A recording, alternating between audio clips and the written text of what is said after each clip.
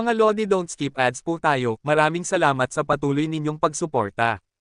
Kumusta mga Lodi, may bago tayong nobela, sana magustuhan nyo ang kwentong ito. Ito ay kwento ng isang kabataang lalaki. Simulan natin ang kwento. Kabanata 61 hanggang Kabanata 70. Kabanata 61. Nang makita niyang nakaupo na ang lahat, kinuha ni Liu Jiming ang menu at inihanda ito para kay Zhou Yuner, ngunit hinablot ito ni Tang Haibin sa kalagitnaan. Ako na, tingnan natin kung ano ang masasarap na pagkain na meron kayo dito sa Tengchong. Habang sinasabi niya iyon, tinitigan ito ng lalaki ng ilang minuto, at paminsan-minsan ay lumulunok ng laway, kaya halos tumulo na ang laway niya. Sa huli, nag-order ang lalaki ng higit sa 100 putahe, at hindi niya alam kung ano ang mga in-order niya. Pagkalipas ng ilang sandali, dumating na ang pagkain at alak sa mesa. Nang makita ang mga plato ng kakaibang hugis na pagkain, si Yehan, na sobrang gutom na, ay nakaramdam ng kabusugan sa isang iglap. Sabi ko, ano ba ang in-order mo? Makakain ba to? Bago pa man makapagsalita si Tang Haibin, nagsalita si Liu Jiming, kung kaya mong kainin, syempre makakain mo. Ang order ni Kuya Haibin ay talagang nakakagana sa akin. Pero na, lahat, tikman nyo. Ito ay pritong langgam. Masarap ito. Mayroon ding isa, ito ay pritong uod ng kawayan, mahirap itong makuha, at ito ay piyupa ng bubuyog, masarap itong kainin kasama ang alak. Pero na, lahat, tikman nyo. Tiningnan ni Yehan ang mga pinggan na puno ng insekto, at nakaramdam siya ng kaunting hindi pagkakaunawaan sa kanyang tiyan. Hindi pa niya naririnig ang mga bagay na ito, at lalong hindi pa niya nakakain. Medyo hindi rin komportable si Zhou Yuner sa mga bagay na ito. Nakatulala siya sa isang plato ng mga vegetarian dish. Ngunit hindi nakakain sina Yehan at Zhou Yuner, masiglang kinain ni Tang Haibin, Liu Jiming, Han Shan, at Xu Fei, hindi sila tumigil sa paggamit ng kanilang mga chopstick, at sa lalong madaling panahon ay naubos nila ang higit sa kalahati ng mga pinggan ng insekto. Nagkatinginan sina Yehan at Zhou Yuner, nagsimula na lang sila sa plato ng mga vegetarian dish, ngunit hindi nasanay si Yehan sa mga putahe na ito, ngunit ang Xiaodaosi wine ay talagang nakakatuwa, uminom siya ng ilang baso ng sunod-sunod. Sa oras na ito, si Tang Haibin, na busog na, ay tinapik ang kanyang namamaga na tiyan at nagsabi ng may kasiyahan, "Damn it, hindi pala sayang ang pagkain ng mga masasarap na bagay na ito, Hanzi, talagang magaling ka. Hindi mo ba gustong subukan? Sasabihin ko sa iyo na hindi ka na magkakaroon ng pagkakataong kumain ng ganito kasarap na pagkain kapag bumalik ka na sa Shanghai City." Inikutan ni Yehan ng mata ang lalaking ito, kumakain ng insekto. Wala lang siyang ganitong hilig. Hehe, hindi ba ito si Sister Yuner? Hindi ko inaasahan na magkakataon pala na nandito ka rin. Sa oras na ito, isang napakagwapong binata ang dumating sa restaurant, at pagkatapos ay naglakad patungo sa mesa ni Yehan. Sa likod ng binata ay isang babaeng nakasuot ng salamin at 2 bodyguard. Nang marinig ito, tiningnan ni Yehan at ng iba pang mga tao sa mesa ang binata na nagsasalita. Kumunat ang noo ni Zhou Yuner nang makita niya ang lalaking ito, at mahinang sinabi, "Si Master Ning pala. Ang swerte naman, pumunta ka rin sa Yunnan." Lumapit si Ning Feng at nagsabi ng may ngiti, "Talagang swerte, ngunit magkasama ang ating 2 pamilya. Kahit na ang isa ay nasa timog at ang isa ay nasa hilaga, paano natin mapapalampas ang ating pamilya Ning para sa isang malaking kaganapan tulad ng Stone Gambling Festival? Ano sa tingin mo, Sister Yuner?" Magaan lang na sinabi ni Zhou Yuner, dahil nakilahok si Young Master Ning, mukhang determinado ang inyong pamilya Ning na manalo sa huling panalo ng Stone Gambling Festival. Natural lang. Sa tingin ko, pagdating sa lakas, walang makakatalo sa ating alahas ng pamilya Ning sa buong bansa. Kumislap ang pagmamayabang sa mukha ni Ning Feng, at pagkatapos ay tiningnan niya si Zhou Yuner at sinabi, "Sister Yuner, ang pagkikita ay kapalaran, nagkita tayo dito dahil sa kapalaran, paano kung ililibre kita ng hapunan?" "Salamat po sa iyong kabaitan, Ning Xiao, nakakain na po ako." Tiningnan ni Ning Feng ang mga pinggan sa mesa, at agad na sinabi ng may paghamak, "Sister Yuner, kumakain ka lang ng mga bagay na ito kasama ang mga ordinaryong tao. Alam ko na may magandang western restaurant dito. Nagkataon na hindi pa tayo nagkikita ng mahigit 1 taon, kaya maaari tayong mag-usap ng maayos. Ano sa tingin mo? Talagang hindi na kailangan, busog na po ako." "Hehe, Sister Yuner, hindi mo ba naiintindihan ang nararamdaman ko para sa iyo? Bukod dito, kung magtutulungan tayo, siguradong mapapasaiyo natin ang domestic jewelry market. Bukod dito, pag-uusapan ko ang Stone Gambling Festival sa pagkakataong ito." Pero maraming inside information, sa tingin ko interesado ka, Sister Yuner, sige na. Nakatayo sa tabi ni Joe Yuner, gumawa si Ning Feng ng kilos ng paanyaya, na may magandang hitsura. Kumunat ang noo ni Joe Yuner, kilalang kilala si Ning Feng sa pagiging mahirap pakisamahan, ngayon na nakasalubong niya ito, natatakot siyang mahihirapan siyang mamuhay ng tahimik sa Tengchong. Ililibre kita ng kapatid mo, saan ka ba nanggaling? Kung itutulak mo pa ako, maniwala ka sa akin, itatapon kita palabas dito. Si Yang Master Tang, na matagal nang nakakita ng hindi pagkagusto ni Ning Feng, ay nagalit. Sa kanyang palagay, ang isang napakagandang babae tulad ni Joe Yuner ay para lang kay Yehan, kaya sinampal niya ang mesa at tumayo, nagulat si Ning Feng sa kanyang boses, pagkatapos ay tiningnan niya si Yang Master Tang ng may madilim na mga mata, sinabi, sino ka ba, matabang lalaki? Wala kang pinag-aralan, naglakas loob kang magsalita sa akin ng ganyan. Tanjina, naglakas loob ka pang magsalita ulit. Nang marinig ito, lalo pang nagalit si First Young Master Tang, at agad na itinaas ang upuan sa likod niya, parang nakikipaglaban. Nang makita ito, agad na lumapit ang bodyguard ni Ning Feng, Master, ang lalaking ito ay sobrang baliw, turuan ba natin siya ng leksyon? Ngumisi si Ning Feng, tiningnan si Joe Yuner at sinabi, Sister Yuner, ang bibig ng kaibigan mo ay masyadong mabaho, mukhang dapat siyang mahirapan ng kaunti at mapabuti ang kanyang memorya. Matapos magsalita, komandat si Ning Feng sa kanyang dalawang bodyguard, at pagkatapos ay naglakad ang dalawa patungo kay Tang Haibin na may malamig na ekspresyon sa kanilang mga mukha. Pinanood ni Yang Master Tang ang dalawang maskuladong bodyguard na naglalakad patungo sa kanya, at ang kanyang mainit na ugali kanina ay nagbigay sa kanya ng matinding hirap.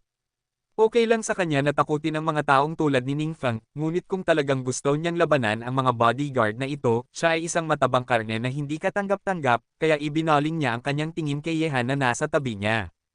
Sa katunayan, hindi hahayaan ni Yehan na saktan ng dalawang bodyguard na ito ang kanyang unang kaibigan na si Young Master Tang.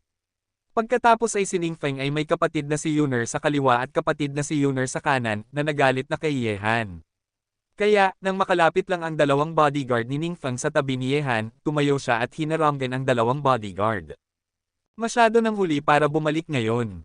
Tiningnan ni Yehan ang dalawang bodyguard ng may kalmadong mga mata, parang nagsasalita siya ng isang ordinaryong bagay.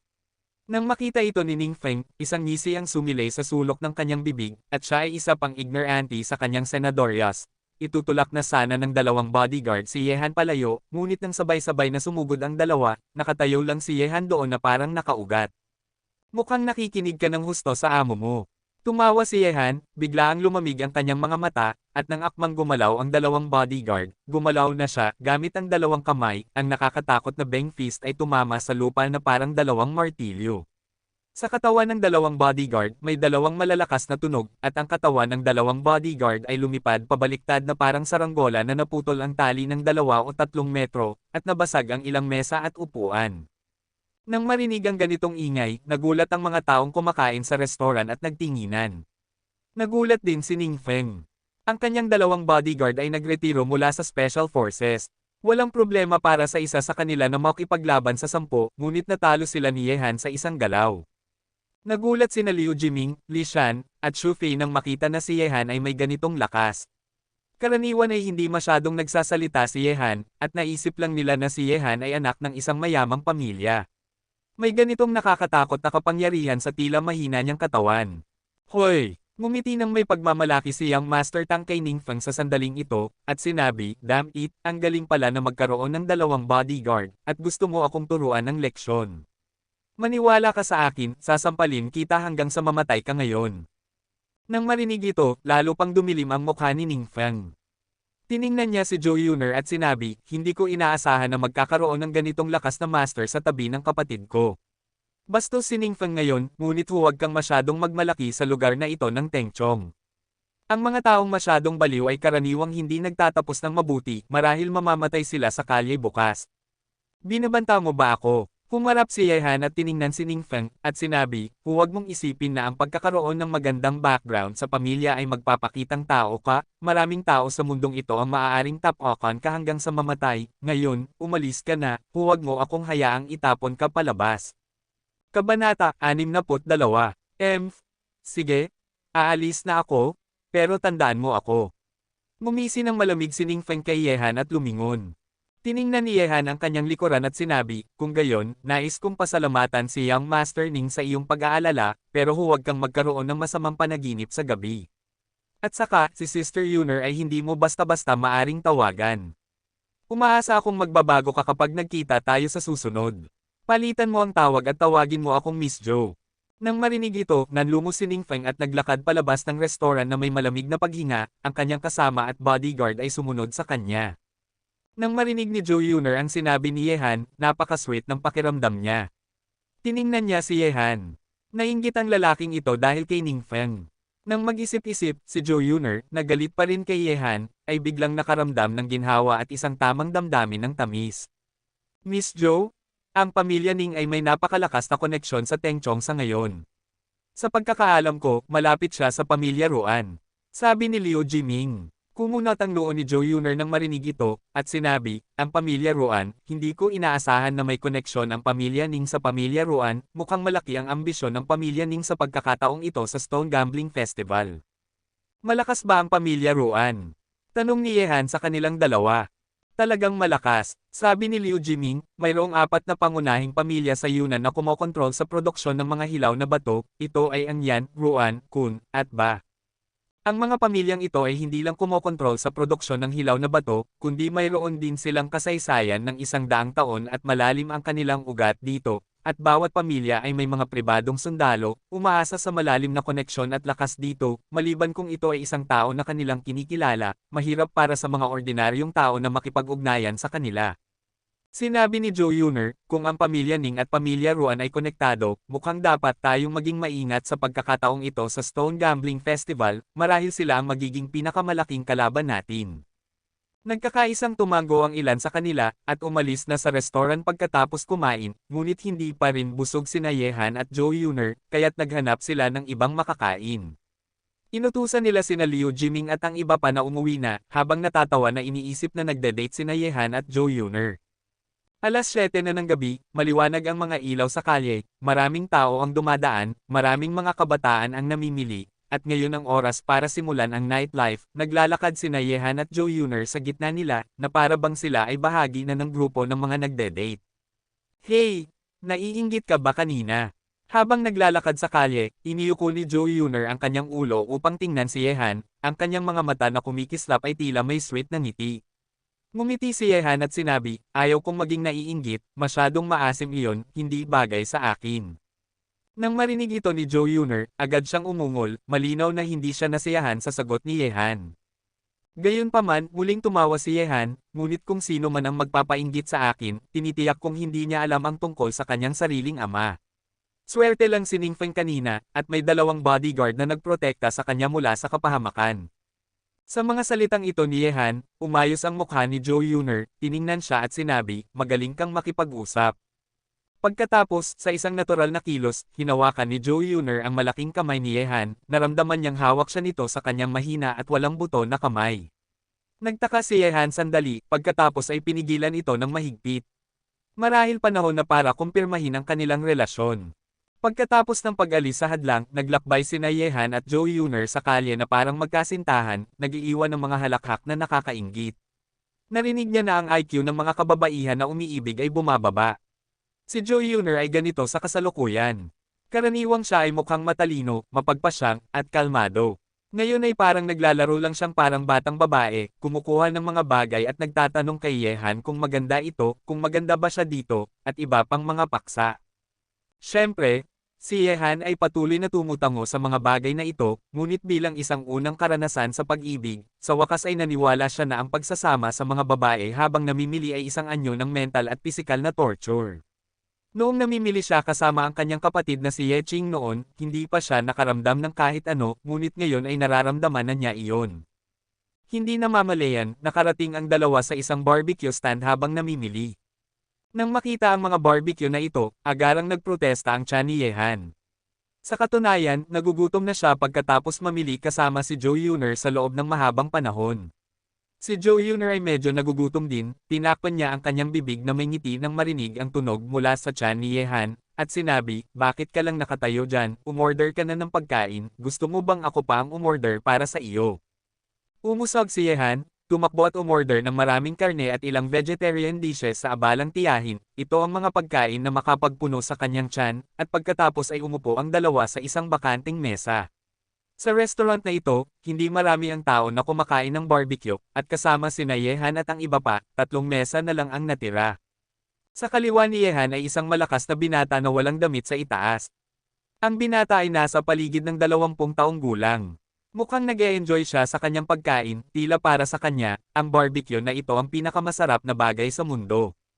Sa kanan ni Yehan at Joe Yuner ay ilang mga lalaki na maayos ang kasuotan. Ang mga pagkaing in-order nila ay hindi pa naihain, at nag-uusap sila tungkol sa ilang bagay, ngunit sa pakikinig sa kanilang pag-uusap, bahagyang kumunat ang noo ni Yehan. Mukhang mga Hapon. Anong nangyayari? Nang makita ang pagkunot ng noo ni Yehan, nagtanong si Joe Yuner habang hawak ang kanyang kamay. Sinabi ni Yehan, wala, ilang mga Hapon lang, dapat dito sila para sa turismo. Nang marinig ang mga salita ni Yehan, iniyuko ni Joe Yuner ang kanyang ulo at sumilip, pagkatapos ay bumalik at kumunat ang kanyang noo at sinabi, natatakot ako na hindi lang sila basta nagpunta para sa isang biyahe, at isa sa kanila ay si Goful Fujiwara, ang executive president ng Fujiwara Group ng Japan dito sa China. Ang Fujiwara Group ay kasali rin sa industriya ng alahas, at talagang malakas ang kanilang puwersa. Nandito si Fujiwara Wofu, dapat para sa Stone Gambling Festival. Nang marinig ito, sinabi ni Yehan, pati ang Japanese consortium ay kasali. Mukhang magiging napaka-espesyal ng Stone Gambling Festival na ito.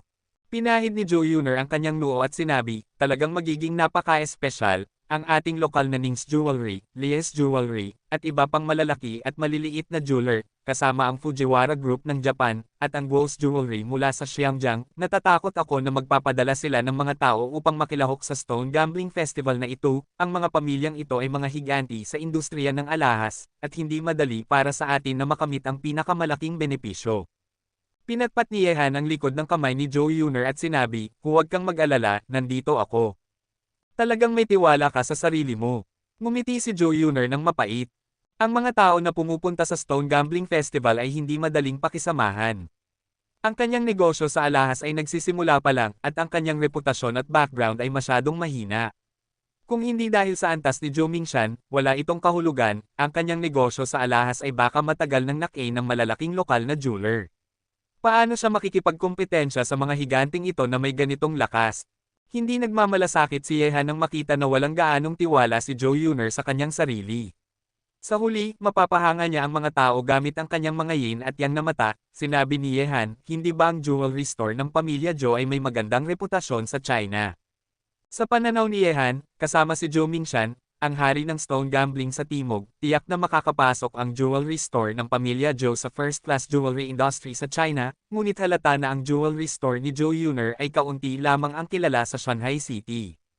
Kabanata 63. Nang marinig ang mga salita ni Yehan, nag-smile si Joe Yuner ng may panghihinayang.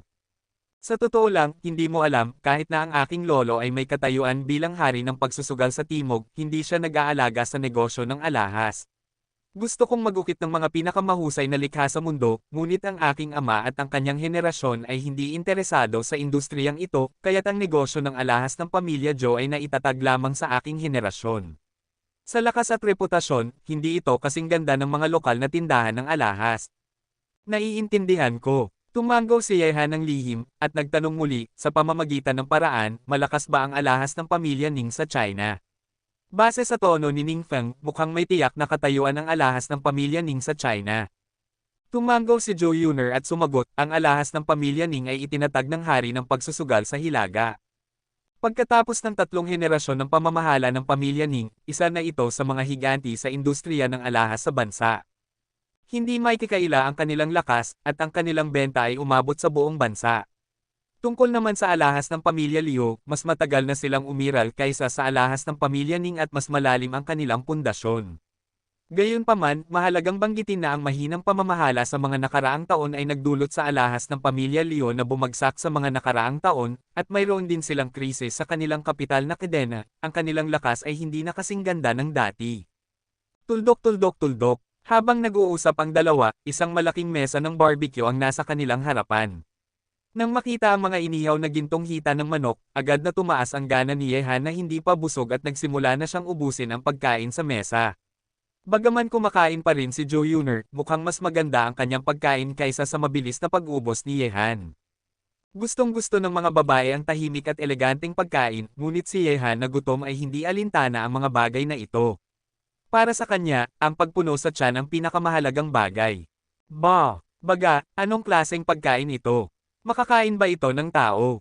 Fujiwara-kun, palagi mong pinupuri ang barbecue ng mga Chino na isang obra maestra, pero para sa akin, ito ay pagkain ng baboy, ang mga baboy lang ang kakain ng ganitong pagkain. Bigla, habang masarap na sinisip-sip ni Yehan ang isang hita ng manok, isang partikular na masakit na boses ang narinig mula sa mesa sa tabi niya. Pigs eat this kind of food. Ay wife, damn, kung ganoon, ano ako habang kinakain ko ang hita ng manok na ito. Nang marinig ito, agad na nawala ang gana ni Yehan. Hehe, Mr. Jingxia, dahil hindi ka sanay sa lutuing Chino. Kung ayaw mo, palitan natin ito.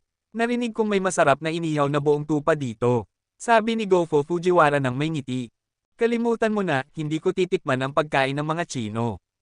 Lahat ito ay junk food na kinakain ng grupo ng mga atresadong tao. Tanging ang pagkain ng aming dakilang imperyo ng Hapon ang pinakamasarap na pagkain sa mundo. Ang sinabi ni Jing Shekun ay totoo, ngunit kung hindi sanay si Jing Shekun sa pagkain ng Chino, kaya't nagtatanong ako kung interesado ka sa mga babaeng Chino. Nang marinig ang mga salita ni Fujiwara Gofo, lumiwanag ang mga mata ni Inoshite Saburo, si Mr. Fujiwara ang nakakaintindi sa akin.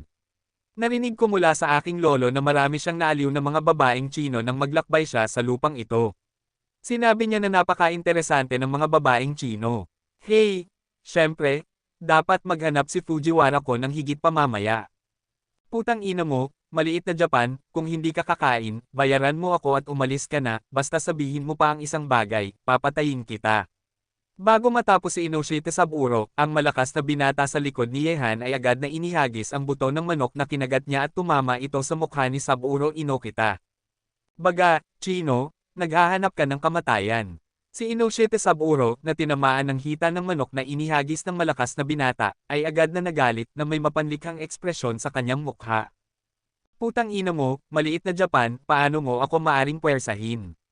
Sinampal ng malakas na binata ang mesa, tumayo at inihagis ang lahat ng natirang pagkain sa kanyang mesa patungo kay Saburo Inokita at sa kanyang mesa, at natakot si Saburo Inokita at Fujiwara Gofo na mabilis na tumakas, natatakot na mahulog ang mamantika na pagkain sa kanila. Gayunpaman, kahit na natakot si Inoshite Saburo at Fujiwara Gofo, may isang Japanese na may malamig na mukha na hindi umalis. Kinuha niya ang mesa gamit ang isang kamay at itinapon ito, pinigilan ang mga pagkaing inihagis ng malakas na binata. Baga, ikaw ay nakakasuklam na Chino, Oda-kun, turuan mo siya ng leksyon. Nang marinig ang mga salita ni Saburo Inoshita, ang malupit na tao na tinatawag na Oda-kun ay agad na tumakbo patungo sa malakas na binata at naglabas ng isang samurai sword mula sa kanyang baywang. Nang makita ito, hindi alam ng malakas na binata kung saan siya kumuha ng isang tang knife, agad siyang nakipaglaban kay Ginoong Oda. Ang dalawang armas ay nagbanggaan, at ang mga mata ay nabulag. Tumingin si Yehan sa kanila, pagkatapos ay ngumiti kay Jo Yuner, busog ka na ba? Kailangan kong kumilos kapag busog na ako. Napaka-itchy ng mga kamay ko nitong mga nakaraang araw, at hindi ko mapigil ang magpalakpak ng isang tao. Tumango si Jo Yuner nang marinig ito, at hindi na nagbigay ng maraming salita. Kanina, niyurakan ni Inoshite Saburo ang mga Chino sa kanyang mga salita, at ipinagmalaki pa ang nakaraan na nagdudulot ng kalungkutan sa mga Chino. Hanggat siya ay isang Chino, nais niyang turuan siya ng leksyon. Tumayo si Yehan at naglakad patungo kay Saburo Inokita na nakatayo hindi kalayuan, nang makita ni Saburo Inokita na papalapit si Yehan na may mukha ng hindi pagkagalit, agad siyang umatras ng 2 hakbang, men, anong gusto mong gawin? Putang ina mo, ang tumugon sa kanya ay 2 malalaking kamay. Sinampal ni Yehan si Saburo Inokita ng buong lakas. Hindi siya nakain ng tama at sa huli ay nakit ni Yehan. Nahulog siya sa lupa at humiyaw. Isang grupo ng mga hamak na lahi ay hindi tahimik kapag narito sa aming teritoryo. Hindi mo ba ito utang na loob sa akin? Pinisil ni Yehan ang kanyang pulso, at nang makita ni Fujiwara Gofo na binugbog si Saburo Inokita, Ginoo, nasasaktan mo ang mga internasyonal na kaibigan, nais kong magreklamo sa iyong gobyerno, kailangan naming humingi ng tawad. Nang marinig ito ni Yehan, sinipa niya ito, hindi ka isang magandang tao, umalis ka dito.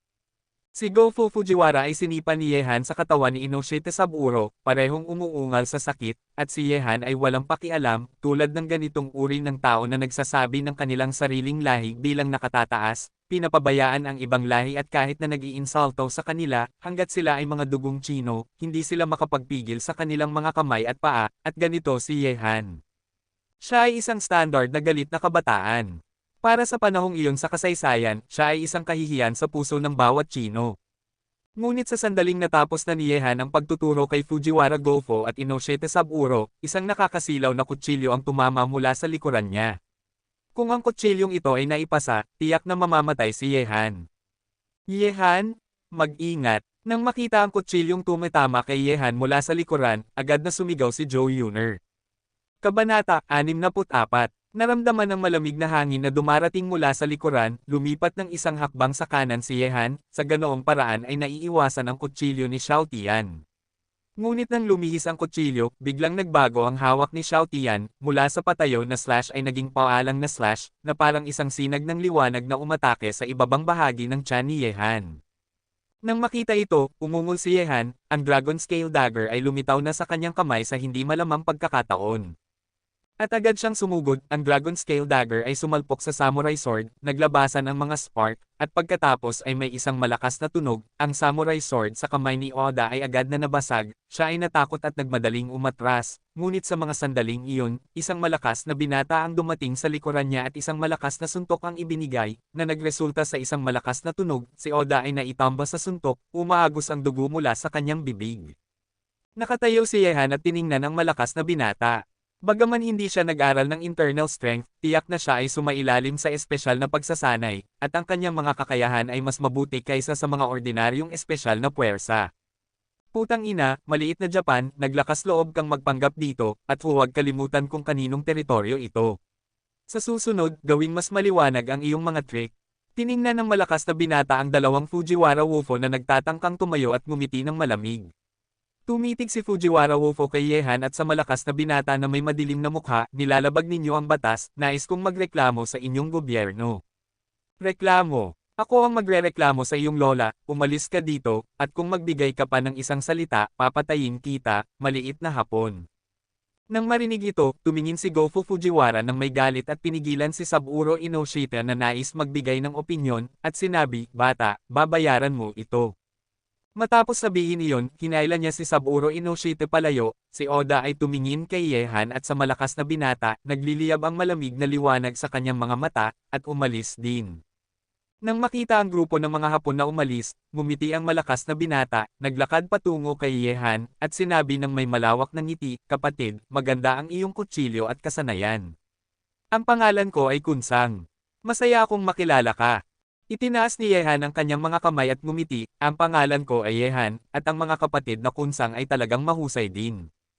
Okay, itigil na natin ang pag-uusap ng magaganda, kapatid Yehan, sinugod kita, bakit hindi tayo mag-inuman ng dalawa at makipagkaibigan?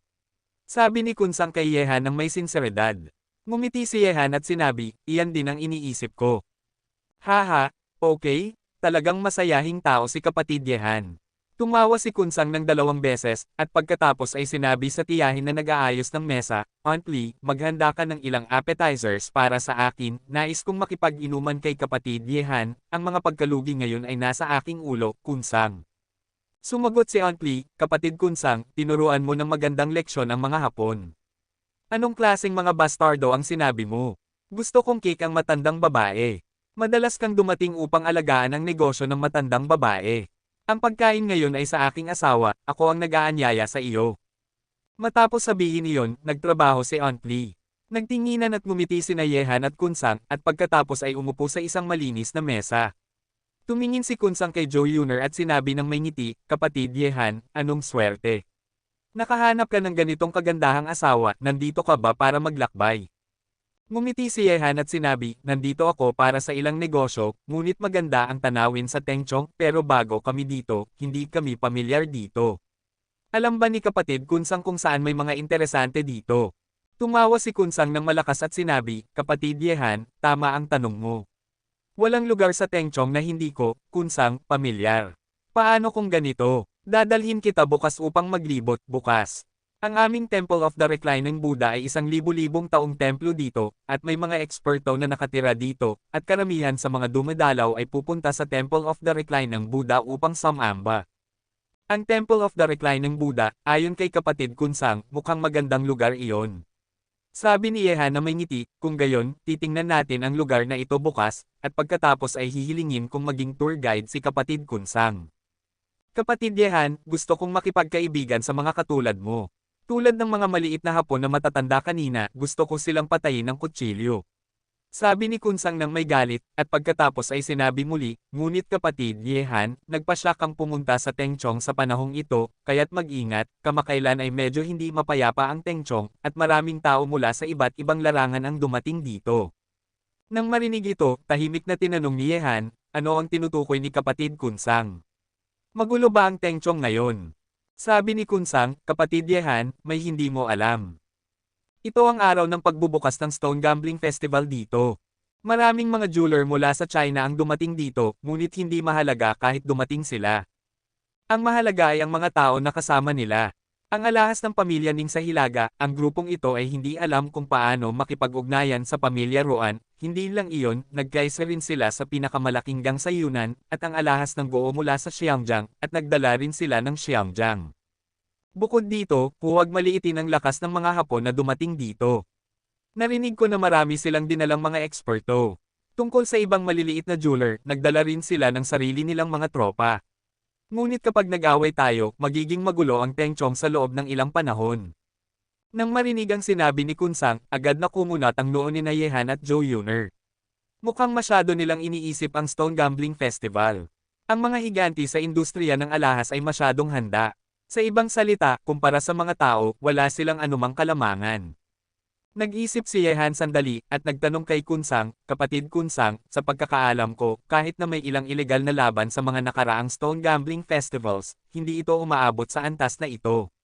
Ang huling bahagi ng Stone Festival ay nagdagdag ng ilang pondo, ngunit para sa kaunting gantimpala, hindi ito dapat maging dahilan para gumastos ng ganitong kalaking effort ang mga tao, di ba?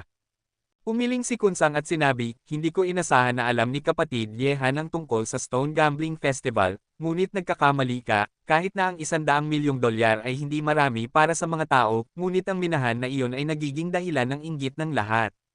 Kahit ang apat na pangunahing pamilya ay labis na naiinggit dito. Nang marinig ito, sinabi ni Zhou Yuner, dahil lahat ay naiinggit sa minahan na iyon, bakit hindi ang apat na pangunahing pamilya ang mina mismo? Ginagamit din nila ito bilang gantimpala. Di ba't ito ay nagbibigay ng pera mula sa kanilang sariling bulsa sa iba? Pasensya na, hindi ko maipaliwanag ang dahilan para dito. Sabi ni Kunsang, ngunit makikita mo na kapatid Yehan, hindi ka lang dito para sa turismo, dapat ay nandito ka rin para sa Stone Gambling Festival, di ba? Ngumiti si Yehan at sinabi, sa totoo lang, kapatid Kunsang, nandito kami para sa Stone Gambling Festival, ngunit pagkatapos marinig ang sinabi ni kapatid Kunsang, mukhang napaka-competitive ng Stone Gambling Festival na ito. Talagang napakalakas ng kompetisyon. Kapag nagkaroon ng gulo, hindi kayang pigilin ng apat na pangunahing pamilya. Tumango si Kunsang, at pagkatapos ay tiningnan si Yehan at ang dalawa at nagtanong, alam ko na ng kaunti ang tungkol sa mga lokal na tindahan ng alahas. Hindi ko alam kung aling tindahan ng alahas sa China ang galing sa iyo, kapatid Yehan. Mukhang hindi ka pamilyar. Sumagot si Zhou Yuner na may ngiti, sa totoo lang, kapatid Kunsang, ang alahas ng aming pamilya Zhou ay nasa China lamang ng 2 taon, at natural na hindi ito kasing sikat ng mga higanti sa industriya ng alahas sa bansa. Ah, ganun pala. Tumango si Kunsang. Hindi nagtagal, nagluto na si Aunt Lee ng isang malaking barbecue. Sa ilalim ng kabaitan ni Kunsang, nakainom si Yehan ng 2 kahon ng beer kasama siya, at hindi sila umalis hanggang 10:00. Ngunit sa dami ng kanilang pag-uusap, walang alam si Yehan tungkol sa apelyido ni Kunsang. Siyempre, nagkasundo ang dalawa na bisitahin ang Temple of the Reclining Buddha kinabukasan. Para dito, ibinigay din ni Yehan kay Kunsang ang kanyang address, at agad na pinatpat ni Kunsang ang kanyang dibdib at nangako na sasanduan si Yehan bukas. Nang bumalik sina Yehan at Zhou Yuner sa villa kung saan sila nakatira, sina Li Shan at Xu Fei ay nasa sala pa rin. Nang makita nilang bumalik si Zhou Yuner na ligtas, halatang humupa ang kanilang mga ekspresyon. Sinoong nila ang utos ng kanilang commander na protektahan si Zhou Yuner. Sa Teng Chong, na malapit ng maging magulo, kung may nangyari kay Joe Yunner, maaaring kailanganin ng dalawa na magtanggal ng kanilang uniforme at umuwi upang mag-ani. Kabanata 65. Miss Joe? Kapatid Ye, nakabalik na kayo. Nakangiting sabi ni Li Shan habang tinitingnan ang dalawa. Tumango si Joe Yunner at sinabi, magpahinga na kayong dalawa, gabi na, sa pamamagitan ng paraan, maghanda na kayo, baka maglakad-lakad tayo bukas ng umaga. Sige, Ms. Joe? Kapatid Ye? Dapat kayong maagang matulog. Matapos sabihin iyon, umalis na ang dalawa. Matapos umalis ni Li Shan at Xu Fei, bigla na lang niyakap ni Ye Han ang baywang ni Joe Yunner at nakangiting sinabi, lahat sila ay matutulog na, sa tingin mo ba oras na rin para magpahinga tayo? Namula si Joe Yunner at sinaman siya ng tingin nang marinig niya ito, at agad na inalis ang kamay ni Ye Han sa kanyang baywang at sinabi, bakit, gusto mo bang matulog kasama ako? Matapat na tumango si Ye Han, ito ang kanyang totoong iniisip. Umalis ka na, maganda ang iniisip mo, gusto mong matulog kasama ako, at pag-uusapan natin iyan balang araw kung maayos mo na ang iyong future father-in-law. Nang makita ang mga nag-aapoy na mata ni Ye Han, namula si Joe Yunner at tinanggihan siya, ngunit tinitigan siya ni Ye Han ng ganoon, ang puso ni Joe Yunner ay mabilis ding tumitibok. Talagang naisip at ninanais na niya ito noong nababagot siya, ngunit wala pa rin siyang lakas ng loob na harapin ito kapag magsisimula na. Nang makita ang namumulang mukha ni Joe Yunner, nakaramdam ng pangangati si Ye Han sa kanyang puso, lalo na nang makita ang katawan ni Joe Yunner. Nais niyang malaman ang higit patungkol dito, ngunit tumanggi si Joe Yunner, kaya pinigilan ni Ye Han ang kanyang galit at sinabi, Yunner, mahirap bang pakisamahan ang aking future father-in-law? Anong klaseng tao siya? Tiningnan siya ni Joe Yunner, at nakangiting sinabi, malalaman mo kapag nakita mo na siya, ngunit paalala ko lang sa iyo, kung makita mo siya, mag-ingat na huwag mong masaktan. Panasan. Masasaktan. Hindi maintindihan ni Ye Han. Masasaktan ba siya kapag nakita niya ang kanyang father-in-law? Anong nangyayari? Ngunit kahit na hindi niya alam ang eksaktong sitwasyon, narinig din ni Ye Han kay Joe Yunner na mukhang mahirap pakisamahan ang kanyang future father-in-law, at siya ay isang lalaking mahilig manakit ng tao. Sige, matutulog na ako. Dapat kang maagang matulog, mamimili tayo bukas. Matapos sabihin iyon, kinis ni Joe Yunner si Ye Han sa mukha, at pagkatapos ay tumakbo sa itaas na may namumulang mukha. Hinawakan ni Ye Han ang lugar kung saan hinalikan ni Joe Yunner kanina, at agad na ngumiti, ganito pala ang pakiramdam ng pag-ibig. Ang sarap! Pagkatapos ay pumunta si Ye Han sa pintuan ng kanyang silid, at akmang bubuksan ang pinto upang pumasok, ngunit mayroong isang mahinang boses na nagmumula sa silid sa tabi niya. Ito ay ang silid ni Young Master Tang. Nagtaka si Ye Han, at lumapit upang kumatok sa pinto ni Young Master Tang, ngunit ang boses ay mas malalim, at ang tunog ng paghinga ay mas mabigat. Makinig ng mabuti, at may boses din ng babae. Nagpapawi si Ye Han sa kanyang puso, nararamdaman niyang may ginagawa si Young Master Tang sa loob, kaya naman napakalakas ng boses, ngunit nagulat si Ye Han, dumating lang si Young Master Tang sa Teng Chong, saan niya nahanap ang babae. Wala si Ye Han sa ugali ng pakikinig, at akmang aalis na, ngunit nakaramdam siya ng kakaiba nang marinig niya ito. Ang boses ng babae ay parang mali, na parang nilalaro sa isang stereo. Nang isipin ito, naging mausisa si Ye Han, ano ba ang ginagawa ng lalaking ito doon? Agad na binuksan ni Ye Han ang kanyang yin at yang na mga mata at tumingin sa silid ni First Young Master Tang, ngunit halos masukan ni Ye Han ang kinain niya kanina. Oh, nanunood si Young Master Tang ng isang island art movie sa computer. Hindi na pinansin pa ni Ye Han ito, baka masuka talaga siya kapag nakita niya ang eksena kung saan pinupunasan ni Young Master Tang ang kanyang baril at nagpaputok sa huli. Pagbalik sa silid, humiga si Ye Han sa kama matapos maligo, iniisip ang Stone Betting Festival. Sa kanilang kasalukuyang lakas, wala silang pag-asa na manalo laban sa mga higanti ng industriya ng alahas na dumating dito, maliban na lang kung maghanap sila ng tulong mula sa ibang bansa, ngunit sa Teng Chong, hanggat ang lahat na nakikilahok sa Stone Gambling Festival ay kalaban, hindi nila kayang makipag-isa sa iba. Nang maisip iyon, nakaramdam ng sakit ng ulo si Ye Han. Ito ay dapat na alalahanin ni Joe Yunner, ngunit ngayon na siya ay may karelasyon, hindi niya mapigilan ang kanyang sarili kahit anuman, at hindi nakalimutan ni Ye Han na pangako kay Joe Mingshan. Stone Festival upang simulan ang kanilang sariling katanyagan. Lumipas ang isang gabi, at kinabukasan ay ginaising si Ye Han sa pagkatok ni Joe Yunner sa pinto. Si Ye Han na inaantok ay binuksan ang pinto at tiningnan si Joe Yunner na nakatayo sa harap niya na may bagong hitsura. Hinailan ni Yehan si Jo Yuner papasok, at pagkatapos ay isinara ang pinto. Ah, anong ginagawa mo? Sigaw ni Jo Yuner, ngunit sa susunod na sandali ay hinarang ng bibig ni Yehan ang kanyang maliit na bibig, at nang magtagpo ang kanilang mga labi, agresibo na binuksan ni Yehan ang puting ngipin ni Jo Yuner. Ang halik sa pagitan ng dalawa ay tila nasa isang estado ng kaligayahan, at sila ay parehong nakatuon, ngunit sa sandaling ito, naramdaman ni Jo Yuner ang isang bagay na pumipindot sa kanya, at ang matinding init ay dumating, at si Jo Yuner, na nalulubog pa rin dito kanina, ay agad na itinulak si Yehan palayo. Ah, Yehan? Ikaw na bastos, bakit wala kang suot na pantalon? Tiningnan ni Yehan si Jo Yuner na medyo natakot at tumakbo palayo, ngunit ito ay isang sakit para kay Yehan, paano niya mapapatay ang ganitong kalaking apoy sa umaga?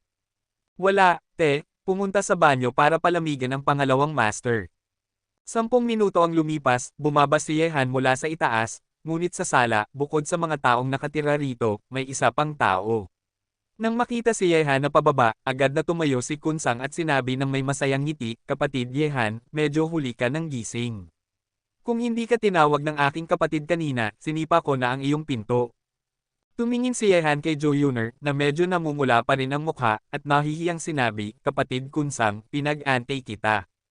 Sa sandaling iyon, lumapit si Young Master Tang at tinapik ang balikat ni Yehan at sinabi, "Hanzi, kung alam ko lang, sumama sana ako kay Sister Yuner kagabi, narinig ko lang kay kapatid Kunsang na kayo ay magkasama kahapon. Tinuruan ninyo ng leksyon ng ilang mga Hapon, paano mawawala sa akin ang isang magandang bagay. Anong ginagawa mo?" Kabanata 66. Nang makita ni Yehan na iniiwasan ng kamay ni Young Master Tang, nagalit ng kaunti si Young Master Tang. "Wala, masakit ang balikat ko." Umikot ang bibig ni Yehan. "Sige, kapatid Yehan, gabi na, umalis na tayo, dadalhin kita sa Temple of the Reclining Buddha at magbigay ng galang sa ating tunay na Buddha dito." Sabi ni Kunsang na may ngiti. Tumango si Yehan at sinabi, "Kung gayon, pasensya na kapatid Kunsang." Paglabas ng lahat mula sa villa, si Kunsang ay nagmaneho ng isang pinalawak na bersyon ng Hummer, sapat na malaki para sa lahat na magkakasya, at ang loob ng sasakyan ay hindi lamang marangya, kundi mayroon ding champagne at pinong alak. Sa paunang pagtataya, ang sasakyan ay nagkakahalaga ng hindi bababa sa 10 milyong. Dahil sa pagmamaneho ng sasakyan na nagkakahalaga ng 10 milyong, nagtanong si Yehan tungkol sa pagkatao ni Kunsang. Hindi madali ang magmaneho ng ganitong marangyang sasakyan sa Tengchong, ngunit hindi tinanong ni Yehan si Kunsang tungkol dito, ngunit si Young Master Tang, nang makita ang pinalawak na bersyon ng Hummer na ito, ay nagsabi na may kaunting inggit, "Putang ina, kapag umunlad ako, bibili ako ng sasakyan at magmamaneho nito. Ang laki ng espasyo. Ang ganda ng lahat ng bagay dito." Nang marinig ito ni Yehan, agad siyang nag-rolling ng mata. Mukhang nakita ng lalaking ito na sapat ang espasyo ng sasakyan, kaya naman gusto niyang mag-enjoy dito. Ang Temple of the Reclining Buddha ay matatagpuan sa isang bundok sa mga suburb ng Tengchong. Ang tuktok nito ay daan-daang metro ang taas. Hindi makapasok ang mga ordinaryong sasakyan. Pagkatapos ng mahigit 1 oras na biyahe, nakarating sina Yehan at ang iba sa paanan ng Temple of the Reclining Buddha. Totoo ang sinabi ni Kunsang. Ang Temple of the Reclining Buddha ay kilalang kilala sa lokal na lugar. Parehong mga turista at mga lokal na pumupunta dito ay pumupunta upang sumamba. Sa makatuwid, ang templong ito na tila nakaupo sa mga bundok ay punong-puno ng tao. Putang ina, bakit itinayo ang Laoshizhi Temple sa tuktok ng bundok? Nang makababa sa sasakyan, tiningnan ni Young Master Tang ang daan na umaakyat mula sa ibaba ng bundok at agad na nakaramdam ng pagod. Paano siya makakakyat dito nang hindi napapagod? Sige, ang pag-eehersisyo ay makakatulong sa iyo na mawala ng ilang pounds. Sinipa ni Yehan ang lalaki na may ngiti at nagmumurang tono. Sa tawag ni Kunsang, nagsimula ang grupo na maglakad patungo sa tuktok ng bundok. Ang daan patungo sa Temple of the Reclining Buddha ay isang masalimuot na landas. Sa mga sandaling iyon, maraming tao, katulad ni Yehan at ang iba, ang umaakyat sa bundok. 20 minuto ang lumipas, nakarating si Yehan at ang iba sa kalagitnaan ng bundok. Mula rito, makikita nilang buo ang tanawin sa paligid ng Temple of the Reclining Buddha. Gayunpaman, pagkatapos ng paglalakad dito, si Young Master Tang ay sobrang pagod na siya ay nagmukhang basang-basa, at ang karamihan ng kanyang damit ay basa.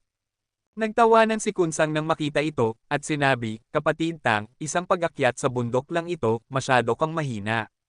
Ngumiti rin si Yehan at sinabi, "Mukhang matarik ang paligid at walang lugar na paglagyan ng tubig. Marahil hindi na nakapagpigil ang lalaking ito at umihi na lang sa kanyang pantalon. Nang marinig ito, namula si Joe Yuner at kumagat ng labi at ang iba pang tao ay nagtawanan ng malakas.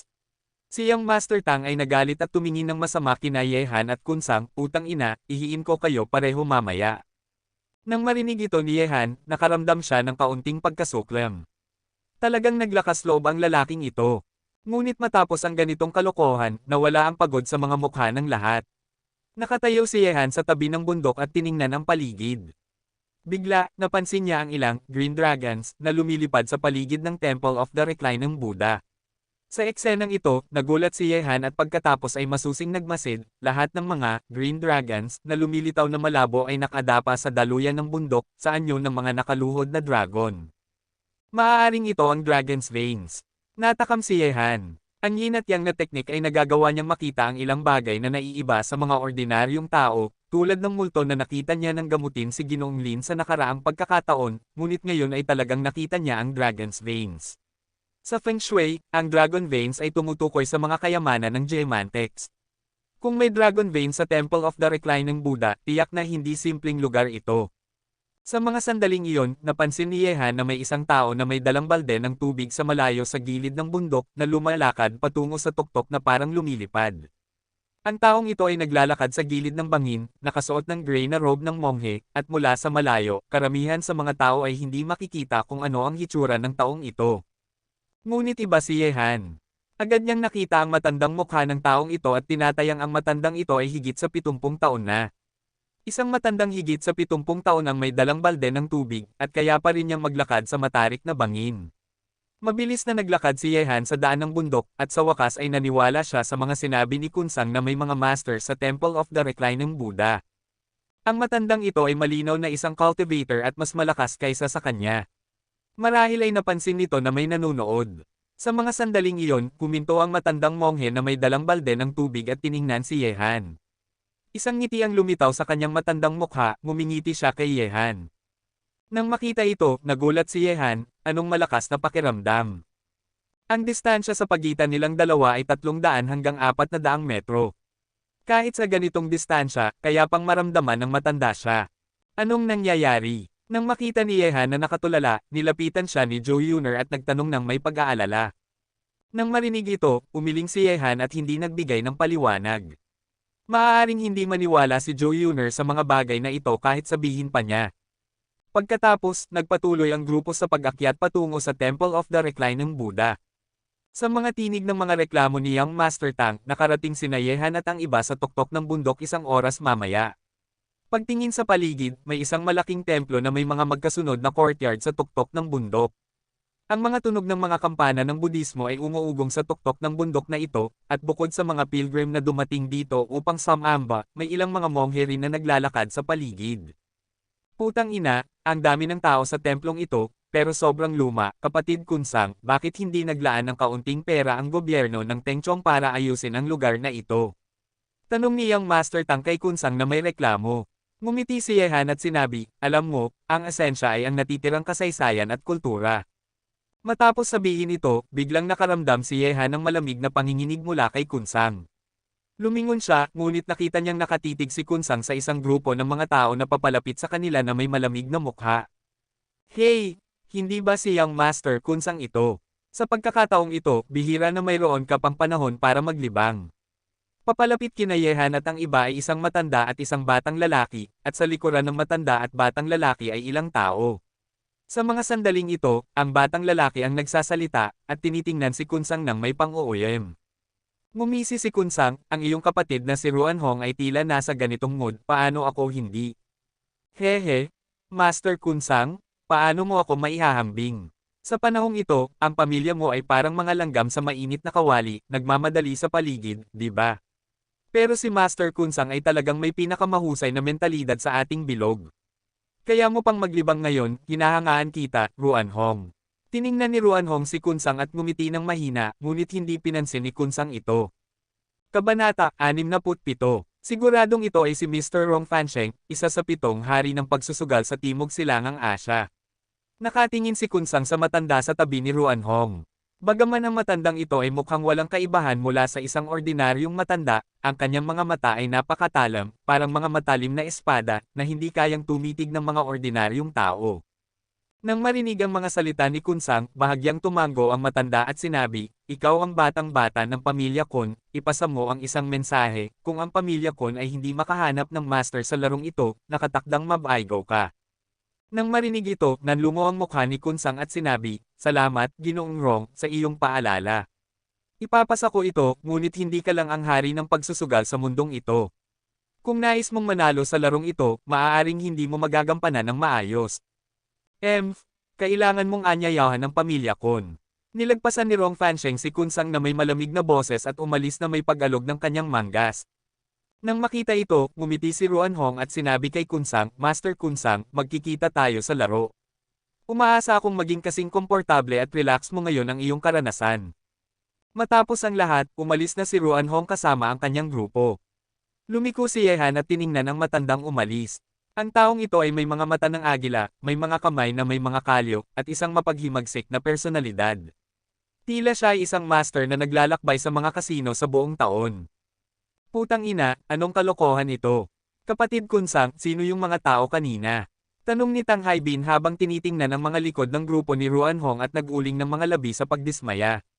Sabi ni Kunsang, yung lalaki kanina ay ang tagapagmana ng pamilya Ruan. Ang matandang nasa tabi niya ay may ilang koneksyon. Isa siya sa 7 hari ng pagsusugal sa Timog Silangang Asya. Magaling siya sa pagsusugal. Bagaman hindi nakaranggo ang 7 hari ng pagsusugal sa Timog Silangang Asya, sinasabi na ang mga kakayahan ni Rong Fansheng ay maaaring rangguhang pang-4. Putang ina, hindi ba't isa lang itong pangalawang henerasyon na may kaunting pera at isang matandang marunong magsugal? Sabi ni Kunsang, bagaman hindi masyadong may talento si Ruan Hong, hindi maaring baliwalain si Rong Fansheng. Ang kinabukasan ng aking pamilya Kon ay maaaring nakasalalay sa kamay ng taong ito. Mabilis na nag-isip si Zhou Yuner, at nang marinig ito, nagtanong siya kay Kunsang, "Kapatid Kunsang, kung tama ang hula ko, dapat ay isa ka sa mga tagapagmana ng 4 na pangunahing pamilya, ang pamilya Kon, di ba?" Nakahula rin si Yehan tungkol dito, ngunit hindi siya nagtanong. Tumango si Kunsang at nagsorry, "Pasensya na, ako, si Kunsang, ay hindi naghangad na itago ito sa inyo. Gusto ko lang makipagkaibigan sa inyo bilang isang ordinaryong tao. Umaasa akong hindi ito makakasagabal." Pinatpat ni Yehan si Kunsang sa balikat at sinabi, "Kapatid Kunsang, hindi mo na kailangang humingi ng tawad, ngunit mula sa tono ni Ruan Hong, mukhang may problema ang pamilya Kun. At ayon sa alam ko, ang mga pamilyang yan, Ruan, Kun, at Ba ay palaging nagkakaisa at lumalaban sa mga panlabas na puwersa. Bakit may ganitong tensyon sa relasyon sa pamilya Ruan?" Lahat ng tao ay nakatingin kay Kunsang, sila ay labis na mausisa tungkol dito. Nagbigay si Kunsang ng sigarilyo kay Yehan at Yang Master Tang, pagkatapos ay nagliyab ng isa para sa kanyang sarili at sinabi, "Sa totoo lang, tama ang iniisip nyo. Ang aming 4 na pangunahing pamilya ay nagtayo ng sistema ng ninuno mula sa simula, at hindi nakipagtulungan sa mga banyaga. Ito rin ay upang balansehin ang lakas ng aming 4 na pamilya. Kung may isang tao na makipag-isa sa mga panlabas na puwersa, tiyak na mababasag at mawawala ng balanse ang lakas ng 4 na pamilya, at sa huli ay maaaring humantong sa isang pamilya na mangibabaw. Kaya, ang pamilya Ruan ay nakasira na sa sistemang ito at nagsimula ng makipag-isa sa mga panlabas na puwersa. Hindi lang ang pamilya Ruan, kundi pati na rin ang pamilya Ba. Sabi ni Kunsang, ang pamilya Ruan ay nakipagtulungan sa alahas ng pamilya Ning, at tinitingnan nila ang mga hilaw na mina ng bato na kontrolado ng aking pamilya. Ang pamilya Ba ay nakipagtulungan sa alahas ng pamilya Liu, at nais din nilang makakuha ng bahagi. Sa mga nakaraang taon, sa ilalim ng pressure ng dalawang pamilyang ito, kahit na nakaligtas ang aming pamilya Kon, nasaktan din namin ang aming sarili ng 15%. Nag-isip si Yehan ng ilang sandali, at nagtanong, maaaring dahil sa taong si Rong Fansheng kanina. Isang mapagmataas na tao na may mata para sa pera. Gumagawa siya ng mga bagay para sa sino mang nagbigay sa kanya ng pera. Sabi ni Kunsang, kontrolado ng aming 4 na pangunahing pamilya ang lahat ng hilaw na mina ng bato sa Yunnan, ngunit pagkatapos ng ilang henerasyon ng pagmimina, kakaunti na lamang ang natirang hilaw na mina ng bato. Kung magpapatuloy ito, balang araw ay mauubos din ito. Iyon ang dahilan kung bakit ang pamilya Ruan at pamilya Ba ay tumutok sa mga hilaw na mina ng bato ng pamilya Kon. Upang malutas ang alitang ito, kaya narito si Rong Fansheng, isa sa 7 hari ng pagsusugal sa Timog Silangang Asya. Putang ina, kapatid Kunsang, anong sugal ito, patuloy na lumaban-laban sa kanila. Sabi ni Tang Haibin na may pagkamangha. Nang marinig ito, ngumiti si Kunsang ng may panghihinayang, tulad ng sinabi ko kanina, matapos ang mga labanan sa pamilya Ruan at pamilya Ba sa mga nakaraang taon, nasaktan din ang aming pamilya ko ng 15%. Ito ang pinakamahusay na paraan upang malutas ang alitang ito, ngunit ang agwat sa pagitan ng mga ideya at katotohanan ay masyadong malaki. Mayroon bang iba pang mga salik dito? Tumango si Kunsang, at pagkatapos ay nagbitaw ng malungkot na salita, sa mga nakaraang panahon, ang aming pamilya Kon ay bumisita sa mga master ng pagsusugal sa Asya, ngunit ang mga taong ito ay karaniwang nabili na ng pamilya Ruan at pamilya Ba, at hindi sila gagawa ng anuman para sa aming pamilya Kon. Putang ina, kaya't ang pamilya Kunyo ay nasa matinding sitwasyon na. Bulong ni Tang Haibin mula sa gilid. Tiningnan siya ni Yehan na may galit at pagkatapos ay tumingin kay Kunsang at sinabi, Kapatid Kunsang, ang natitirang pamilya yan ay wala na, hindi ba sila kasali sa alitang ito? Nang marinig ito, sinabi ni Kunsang, ang pamilya yan ay palaging nasa neutral na posisyon, ngunit palagi kong nararamdaman na ang mga buwaya ay walang mabuting intensyon. Tiyak na gusto nilang umupo sa bundok at panoorin ang mga tigre na naglalaban, at palagi kong nararamdaman na may mga misteryosong puwersa sa likod ng pamilya yan. Matapos marinig ito, sa wakas ay naunawaan ni Yehan na pagdating sa Tengchong, hindi lamang ang mga pangunahing jeweler ang magpapagulo sa lugar, kundi pati na rin ang 4 na pangunahing pamilya ay may mga alon na naglalaban-laban. Ano ang mangyayari sa huli? Wala ni isa ang makakapag-predict, ngunit isang pangungusap ang maaring gamitin upang ilarawan ang kasalukuyang sitwasyon sa Tengchong, ang bagyo ay paparating, at tiyak na magkakaroon ng kaguluhan. Hehe. Sige. Huwag nang pag-usapan ang mga bagay na nakakaapekto sa iyong mood, narito tayo para maglibang, pero na, ipapakita ko sa inyo ang tunay na Buddha dito. Pinaikutan ni Kunsang si Yehan sa balikat, at ang dalawa ay nagkasamang nag-akyat. Sa kaisipan, tiyak na nagawa ni Kunsang ang isang magandang trabaho. Malaki ang Temple of the Reclining Buddha, nahahati ito sa isang harapang bakuran at likod na bakuran. Sa pangkalahatan, ang mga pilgrim na pumupunta rito ay makakapasok lamang sa harapang bakuran at sumamba sa mga Buddha sa pangunahing bulwagan. Hindi pinapayagan ng mga estranghero na pumasok at umalis sa likod na bakuran. Sa likod, bukod sa pangunahing estatwa ng Buddha, mayroong 18 arhat at iba pang mga Buddha sa gilid na bulwagan. Matapos maglibot sa Temple of the Reclining Buddha ng halos 1 oras, natapos ni Yehan at ang iba ang kanilang pamimili sa harapang bakuran, ngunit sa oras na nag-umpisa na silang umalis, isang batang monghe ang humarap kay Yehan. Mukhang ordinaryo ang batang monghe, ngunit napansin ni Yehan na ang kanyang mga hakbang ay matatag at pantay ang paghinga. Tiyak na nag-aral siya ng Buddhist Kung Fu, at hindi kayang makita ni Yehan ang antas ng batang monghe na ito. Kabanata 68. Lumapit ang maliit na monghe kay Yehan at nagsabi, Amataba. Nagtanong si Yehan ng kaunti na naguguluhan, Maliit na master, may problema ba? Ano pa ang magagawa namin? Hindi kami naghahanap ng maliit na monghe na ito, kundi ikaw. Tila napansin ka namin. Nagsalita si Young Master Tang mula sa gilid na may ngiti. Agad na sinipa ni Yehan ang lalaking ito at hindi siya pinansin. Sa mga sandaling iyon, nakita niya ang maliit na monghe na nagtipon ng kanyang mga kamay at sinabi, Biyaya, sinabi ng aking master na may kaugnayan ka sa aking Buddha at mayroon kang mga pangitain. Maaari ka bang sumama sa akin? Umupo sa likod na bakuran. Makakakuha ka ng mabuting kapalaran. Likod na bakuran. Bago makasagot si Yehan, lumiwanag ang mga mata ni Kunsang nang marinig ito. Ang likod na bakuran ng Temple of the Reclining Buddha ay isang lugar na hindi maabot ng maraming mga dignitaryo at kilalang tao sa Tengchong. May mga tunay na masters na nakatira roon. Tinanong ni Yehan, Maliit na master, maaari bang malaman kung kilala ko ang iyong master? Hindi ko pa siya nakita. Kung gayon, hindi ko alam kung bakit mo ako hinihikayat na makita siya. Ang lahat ay nakasalalay sa kapalaran dahil sa biyaya. Sinabi rin ng aking master na kung pupunta ang biyaya, hindi ka mabibigo. Nang marinig ito, lalo pang naging mausisa si Yehan. Ano ang ibig sabihin ng maliit na monghe tungkol sa matandang monghe? Matapos mag-isip, sinabi ni Yehan kay Kunsang, Kapatid Kunsang, bakit hindi ka maghintay sa akin sandali, babalik ako kaagad. Hey! Ang pagpunta sa likod na bakuran ng Temple of the Reclining Buddha ay isang bagay na hindi maabot ng maraming tao. Kapatid Yehan, Tera, maghihintay kami dito. Sabi ni Kunsang na may ngiti. Tumango si Yehan, pagkatapos ay nagbigay ng nakakaaliw na tingin kay Jo Yuner, at sinundan ang maliit na monghe patungo sa likod na bakuran ng Temple of the Reclining Buddha. Kung ihahambing, masira ang likod na bakuran ng Temple of the Reclining Buddha kaysa sa harapang bakuran, at may mga bakas ng panahon sa paligid, na tila nakaranas ng maraming taon ng hangin at hamog. Sa ilalim ng pamumuno ng maliit na monghe, nakarating si Yehan sa isang lugar sa likod ng Temple of the Reclining Buddha. Ito ay sa harap ng isang bahay na may bubong na gawa sa dayami. Pagdating dito, umalis ang maliit na monghe. Sa mga sandaling ito, may dalawang futon, isa malaki at isa maliit, sa labas ng bahay na may bubong na gawa sa dayami, at dalawang monghe, isa malaki at isa maliit, ang nakaupo sa ibabaw ng dalawang futon. Ngunit napansin ni Yehan na ang matandang monghe ay siya ring nagdala ng tubig at lumakad na parang lumilipad. Tungkol sa maliit na monghe, mga 10 taong gulang, siya ay mukhang pink at malambot, napaka-cute, parang isang ceramic doll na napaka-cute. Sa mga sandaling iyon, habang nagmamasid si Yehan sa dalawang monghe, biglang binuksan ng maliit na monghe ang kanyang mga mata at ngumiti kay Yehan, na ipinakita ang kanyang cute na mga pangil. Talagang cute at gwapo ang maliit na monghe, may nakalbo na ulo at isang pares ng malalaking mata na parang kayang makipag-usap, kumikislap. Sa mga sandaling iyon, nakatingin siya kay Yehan ng may pagka-curious.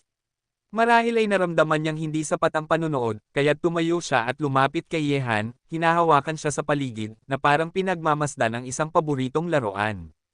Nagtaka si Yehan sa ginagawa ng maliit na monghe, na parang itinuturing siya ng batang ito na parang laruan. Biyaya, mukhang gusto ka ni Ching Cheng, kaya't ako'y nakakaramdam ng ginhawa. Sa mga sandaling iyon, binuksan ng matandang monghe ang kanyang mga mata, may hawak na rosaryo ng Budismo, at tinitingnan ng dalawa na may ngiti sa kanyang mukha. Tumingin kay Yehan, sinabi niya, Master, hindi pa kami nakatira sa aming buhay. Hindi ko alam kung bakit mo ako nais. Ngumiti ang matandang monghe, lahat ay nakasalalay sa kapalaran. Ang kapalaran ay dumating mula sa libu-libong milya upang makilala, at ang biyaya ay dumating mula sa libu-libang milya upang pahintulutan tayong magkita dito. Ito ay kapalaran. Bukod dito, nakita kong may mga dragon na lumilipad sa paligid ng templo kanina. Tiyak na ang marangal na bisita ay dumating sa B-Temple, at ngayon na nakikita ko, talagang totoo, ang biyaya ay may kakaibang kapalaran, kung makakaligtas sa 100 kalpa, tiyak na magiging isang emperador. Nainip si Yehan sa mga sinasabi ng matandang monghe tungkol sa mga walang kabuluhang bagay, kaya't direkta siyang nagsabi, Matandang monghe, wala akong oras para makipaglaro ng charades sa iyo, sabihin mo na lang kung bakit ako nandito, kung hindi mo sasabihin, aalis na ako. Hehe, biyaya, huwag kang magmadali. Ngumiti ang matandang monghe, at pagkatapos ay sinabi, hindi ko alam kung gusto mo ba ang mga bata. Tumingin si Yehan sa maliit na monghe na nakatayo pa rin sa tabi niya, at pinindot ang kanyang mukha, na nagdulot sa maliit na monghe na tumitig sa kanya ng masama, na may hindi nasasiyang ekspresyon sa kanyang mukha. Nang makita ito, ngumiti si Yehan, gusto ko siya, matandang monghe, itong maliit na batang ito ba ay disciple mo? Hindi. Umiling ang matandang monghe at nagsabi, bagaman si Ching Cheng ay lumaki kasama ko, hindi ko siya tinuruan ng anuman. Ngayon ay dumating na ang panahon, ang bagong relasyon ay dumating, at ang dati naming relasyon ay natapos na, dapat na rin siyang umalis sa akin. Matapos sabihin iyon, huminga ng malalim ang matandang monghe at sinabi, Amataba. Nang marinig ang sinabi ng matandang monghe, ngumiti si Yehan at sinabi, Matandang monghe, handa ka bang bitawan ng ganitong cute na batang tao? Muli na huminga ang matandang monghe, na may komplikadong mga mata, at sinabi, sabi ng biyaya na oo, ngunit natapos na ang kapalaran sa pagitan namin. Kung hindi siya aalis, mapapalagay ang kanyang buhay sa panganib. Tanging sa pagsunod sa biyaya ay maaring malutas ito.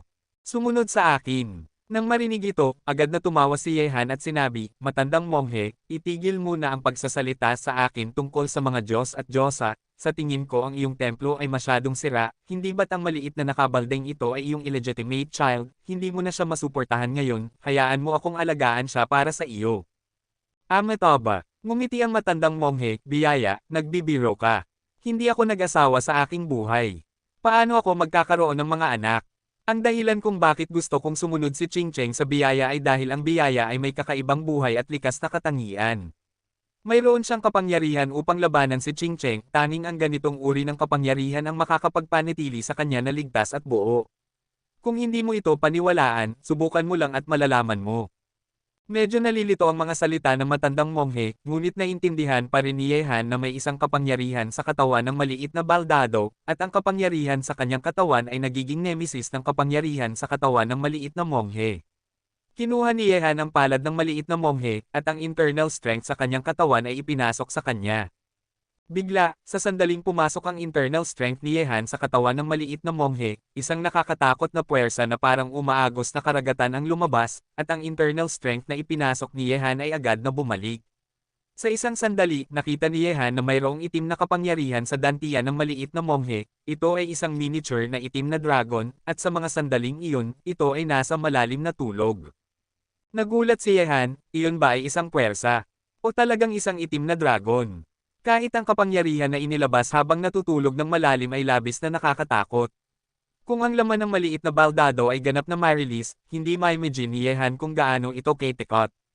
Kabanata 69. Biyaya, naramdaman mo na ba? Tumingin ang matandang monghe kay Yehan at nagtanong. Nang marinig ito, lumingon si Yehan, nakakunot ang noo at sinabi, matandang monghe, ano ang bagay na iyon? Ang nakakatakot nito. Ito ay hindi mula sa kapangyarihan ng tao. Say ng matandang monghe, ngunit ang kapangyarihan sa katawan ng biyaya ay eksaktong nemesis ng bagay na ito, kaya't si Ching-Cheng ay sumusunod sa iyo, kaya't ako'y nakakalma. Matandang monghe, nagbibiro ka ba? Tumawa si Yehan, ang bagay sa katawan ng batang ito ay napakatakot, pinapakuha mo siya sa akin, sa tingin ko'y sinusubukan mo akong patayin. Bukod dito, wala akong kaugnayan sa iyo, bakit ko dapat ipagkatiwala sa iyo ang aking sarili? Hindi. Umiling ang matandang monghe at sinabi, Biyaya, hindi mo ba napapansin na ang kapangyarihan sa iyong katawan ay naiiba sa iba? Ang iyong pinagtutulungan ay hindi internal strength, kundi ang spiritual energy na pinapangarap ng mga mandirigma. Ang esensya nito ay pinagsama-sama, naglakbay ang matandang monghe sa buong mundo sa loob ng daang taon, at tanging sa iyo lang siya nakakita ng ganitong kakaibang bagay. Spiritual energy. Naguluhan si Yehan. Mula sa bibig ni Zhao Hengtian, nalaman ni Yehan na ang mga mandirigma ay nag-aalaga ng internal energy mula sa Qi Sensing Realm, at ang susunod na yugto ay ang Yuan Cultivation Realm. Patuloy pa rin silang nag-aalaga ng internal strength. Ang mga masters na nakabukas ng Rendu Second Vein, sila ay nagpa-practice ng tunay na Qi, ngunit ano ang pag-aari ng aura na ito? Talagang hindi alam ni Yehan. Malalaman mo rin sa kalaunan. Tumingin ang matandang monghe kay Yehan at sinabi, ang kapangyarihan sa katawan ng biyaya ay nagmumula sa asensya ng kalikasan, na siyang nemesis ng kapangyarihan sa katawan ni Ching-Cheng. Hanggat nagbibigay ka ng kaunting kapangyarihan sa iyong katawan kapag siya ay nagkasakit, magiging ligtas siya, at kung ang biyaya ay handang sumang-ayon, nais kong bigyan ka ng isang mahusay na kapalaran. Matandang monghe, bakit hindi mo nalang gawin ang mga bagay na ito? Nagulat si Yehan. Hindi dahil ayaw ng matandang monghe, kundi dahil sa wala na akong kapangyarihan. Sa mga nakaraang taon, pinigilan ko ang kapangyarihan sa aking katawan para kay Ching-Cheng, at ubos na ang tunay na enerhiya ng matandang monghe. Natatakot akong sa loob ng ilang araw, ito na ang aking wakas. Matapos sabihin iyon, ang matandang monghe ay nagtipon ng mga kamay at tahimik na nagdasal ng isang sutra. Nang marinig ito, nagkaroon si Yehan ng paggalang para sa matandang monghe, at pagkatapos ay sinabi, gusto kong alagaan ang maliit na baldado na ito, at maayos ko siyang maaligan para sa iyo. Nang marinig ito, ngumiti ang matandang monghe ng bahagya, na nagpapakita ng ngiti ng ginhawa, lubos akong nagpapasalamat sa biyaya, kaya't makakapagpahinga ako ng mapayapa. Matapos sabihin iyon, ang rosaryo ng Budismo sa kamay ng matandang monghe ay automatikong bumasag, at pagkatapos ay nakita niyang hinawakan ito at inihagis mula sa hangin. Naramdaman ni Yehan na ang kanyang katawan ay sinipsip ng isang makapangyarihang puwersa, at umupo siya sa harap ng matandang monghe, hindi makapagpigil. Matanda, ano ang ginagawa mo? Nagulat si Yehan. Ang matandang monghe ay patuloy na nakangiti, at inilagay ang kanyang mga kamay sa dibdib ni Yehan, at isang alon ng kapangyarihan ang agad na pumasok sa katawan ni Yehan na parang bagyong dumaan, biyaya, kung sakaling makatagpo ka ng iyong matandang kaibigan sa hinaharap, pakisabi sa kanya na si Sheng Wusai ay hindi nabigo sa ipinagkatiwala mo. Matapos sabihin iyon, pumikit ng mapayapa ang matandang monghe, at ang kapangyarihan sa kanyang katawan ay patuloy na dumadaloy patungo sa katawan ni Yehan. Master, bakit mo ako pinapahirapan? Naramdaman ni Yehan ang sakit sa kanyang puso. Ang matandang monghe sa harap niya ay walang kaugnayan sa kanya, ngunit para sa isang pangako, ipinasa niya ang kanyang natitirang kapangyarihan sa kanya habang papalapit na ang kanyang oras. Ngunit hindi niya ito maibalik dahil naramdaman ni Yehan na ang buhay ng matandang monghe ay unti-unting nauubos, kaya't wala siyang magagawa kundi mapanood ito. Habang patuloy na ipinapasa ng matandang monghe ang kapangyarihan sa katawan ni Yehan ay mabilis na lumalaki pagkatapos na isama ang mga panlabas na puwersa. Sa loob lamang ng ilang minuto, ang kanyang lakas ay umabot sa mid-stage chi sensation, at ang pagbabagong ito ay hindi tumigil. Sa mga sandaling iyon, umabot din ang tunog ng kampana ng Budismo, isa-isa, kabuoang siyam na tunog, umabot sa buong tuktok ng bundok, at nang bumagsak ang siyam na tunog, nagkaroon ng masamang pakiramdam ang mga tao sa Temple of the Reclining Buddha, at pagkatapos ay nakita nilang ang mga monghe ay isa-isa na lumuhod, nakaluhod sa isang tiyak na direksyon na nakaharap sa likod na bakuran ng Temple of the Reclining Buddha. Sa Temple of the Reclining Buddha, pumanaw ang marangal na master. Sa likod ng Temple of the Reclining Buddha, sa harap ng bahay na may bubong na gawa sa dayami, tiningnan ni Yehan ang walang buhay na matandang monghe na may lungkot sa kanyang mga mata. Bagaman nais ng matandang monghe na alagaan ang maliit na baldado bago siya ipasa ang mga pagsasanay sa kanya, masyadong mabigat ang ganitong regalo. Naramdaman ni Yehan na parang siya ay nalunod sa ilalim ng bigat ng responsibilidad. Master, umalis na tayo? Huwag mag-alala, aalagaan ko siya ng mabuti. Nagbow si Yehan sa matandang monghe, pagkatapos ay tumayo at huminga ng malalim, lumapit at kinuha ang batang monghe na mukhang nalilito. Anong nangyari sa matandang monghe? Tumangala ang maliit na monghe at tiningnan si Yehan na parang nalilito. Ang boses na tila bata pa ay malinaw na may kaunting takot. Nang marinig ito, nagpawis si Yehan. Hindi niya akalain na ang maliit na monghe ay isang batang babae, at hindi isang batang lalaki. Natutulog ang matandang monghe, pero huwag buluhin ang tulog ng matandang monghe, okay? Malumanay na sinabi ni Yehan. Nang marinig ito, tumango siya at sinabi, natutulog ang matandang monghe, ayos lang, hindi pa siya natutulog ng matagal, sa pamamagitan ng paraan, kuya, sinabi ng matandang monghe dati na kung may darating na kukuha sa akin, ang taong iyon ay magiging aking ama, kuya, ikaw ba ang aking ama? Tumingin si Yehan, nahulog ang kanyang panga, umiling at sinabi, hindi pa kasal si kuya, paano siya magiging iyong ama? Ngayon, sumama ka sa akin, dadalhin kita upang hanapin ang iyong ama, okay? Okay. Dalawang tao, isa matanda at isa bata, lumabas mula sa likod na bakuran. Sa mga sandaling ito, ang buong Temple of the Reclining Buddha ay nasa kalagayan ng pagdadalamati. Ang tunog ng mga monghe na nagdarasal ng mga sutra ay nagdaragdag sa lungkot, at ang mga mananampalataya na dumating dito ay umupo ng nakaupo, tahimik na pinapadala ang master. Kabanata 70. Fatiman, alisin mo ang kamay mo. Hindi ako tinatawag na Little Baldhead. May pangalan ako. Ang pangalan ko ay Ching Cheng. Nang makita niyang Master Tang na pinapalangit ang kanyang ulo, nagalit si Ching Cheng, matalim na tiningnan siya, at pinipigilan ang kanyang mga labi na nagbigay diin sa kanyang cute na mga pangil. Ang cute na maliit na bata, at isang batang babae pa. Nang makita ito, sumiklab ang maternal instinct ni Zhou Yuner, at lumapit siya upang yakapin si Ching Cheng na may pagmamahal sa kanyang mukha. Para sa mga babae, ang kanyang pang-akit ay labis, walang sino man ang makakatakas dito. Gustong agawin niyang Master Tang si Ching Cheng at yakapin din siya, ngunit tinanggihan siya ni Zhou Yuner. Tinatanong ni Kunsang si Yehan sa mga sandaling ito, kapatid Yehan, ang batang ito ba ay isang monghe rin dito? Sumagot si Yehan, nakatira siya dito mula pa noong bata siya, at may isang nakatatanda na nag-alaga sa kanya, ngunit ngayon ay pumanaw na ang nakatatandang iyon, kaya't susundan niya ako sa hinaharap, at aalagaan ko siya. Ito ang ipinangako ko sa nakatatanda. Matapos magkita ang lahat, hindi na sila nagtagal sa Temple of the Reclining Buddha at diretsyong bumaba sa paanan ng bundok, ngunit sa daan pabalik, kasama si Ching Cheng, nagdulot ito ng higit pang tawanan sa kanilang biyahe. Halos lahat ay nahulog sa pagkakaakit sa napaka-cute na maliit na baldado, at nakikipag-agawan silang yakapin siya, ngunit ang batang si Ching Cheng ay may masamang ugali, maliban sa pagpapahintulot kay Yehan na yakapin siya, ayaw niyang payagan ng sinuman, kahit na si Zhou Yuner na mukhang interesado. Kuya, mukhang nai-insecure ang ate na ito sayo. Sa sasakyan, sinabi ni Xiao Qingcheng sa isang malinaw na boses habang nakaupo sa lap ni Yehan. Nang marinig ito, tumingin si Yehan kay Zhou Yuner na nakatingin sa kanya, at agad na ngumiti, kung gayon, Xiao Qingcheng, sabihin mo sa kuya, bakit nai-insecure ang ate na iyon sa akin?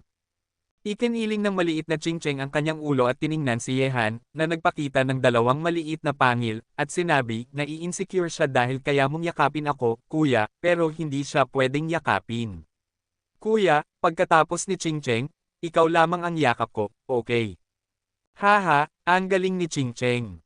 Habang pinagmamasdan ni Yehan ang batang ito, lalo niyang nagustuhan ang maliit na batang ito, napakamasinsan. Kuya, matutulog na si Ching Cheng sa gabi, okay lang ba? Oo, ayos lang, matutulog si kuya kasama si Ching Cheng sa kanyang mga bisig sa gabi. Sabi ni Yehan ng walang pag-iisip, ngunit kaagad na napansin na tila ang mga mata ni Joe Yuner ay naglalabas ng apoy, kaya't agad siyang ngumiti ng nahihiya at nagpatuloy, sige, Ching Cheng, hindi ka pwedeng matulog, kailangan mong matulog kasama si Sister Yuner sa gabi. Nang marinig ito, nagdilim ang mukha ni Ching Cheng, may hindi nasasiyang ekspresyon, kuya, bakit? Dahil ba hindi kasing ganda ni Ching Cheng si Sister Yuner? Hindi malaman ni Yehan kung tatawa o iiyak. Mukhang may pagka-evil ang maliit na batang ito. Sige, Ching Cheng, kung hindi matutulog si Kuya Yehan kasama mo, si Kuya Haibin ang matutulog kasama mo, okay. Lumapit si Yang Master Tang na may nakangiting mukha, at nang marinig ito, nakita ni Ching Cheng ang matabang mukha ni Yang Master Tang at agad na umungol, sino ang gustong matulog sa iyo? Gusto mo lang akong samantalahin, ikaw, matabang lalaki, umalis ka rito. Nang marinig ito, lahat sa loob ng sasakyan ay nagtawanan, talagang mahusay ang batang ito sa pagpapasaya sa mga tao. Nawala ng hangin si Yang Master Tang at tinawag siyang mataba, kaya't umupo na lang siya na may madilim na mukha at nakasimangot.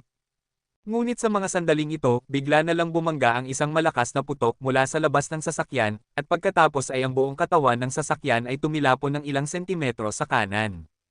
Hindi, may nasira na gulong. Nang marinig ang tunog, nagbago ang ekspresyon ni Kunsang na nagmamaneho sa harapan. Pagkatapos na pinindot ang preno ng sasakyan, agad siyang pumunta sa likurang compartment.